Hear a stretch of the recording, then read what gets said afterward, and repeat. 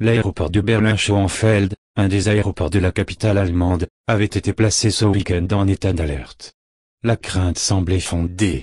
Après l'interpellation du Syrien soupçonné de terrorisme Jaber al-Bakr à Leipzig, Hans-Jörg Maassen, le patron du renseignement intérieur, a confirmé lundi soir sur la chaîne allemande Arte que l'objectif de ce réfugié de 22 ans était bien de commettre un attentat dans un aéroport berlinois. Nous avions des preuves par les services de renseignement qu'il voulait d'abord s'attaquer à des trains en Allemagne, explique Hans-Jörg Maassen, avant que dernièrement cela se précise en direction d'un des aéroports à Berlin.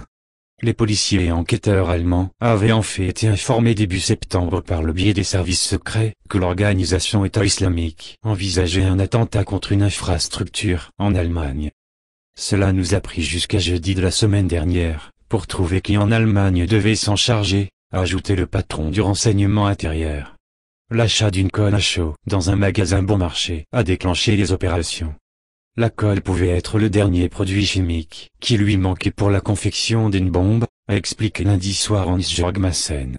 Finalement, le Syrien a réussi à échapper de peu aux policiers venus l'arrêter samedi matin dans un appartement de Chemnitz, près de la frontière tchèque, où une importante quantité d'explosifs, 1,5 kg de TNT, a été retrouvée.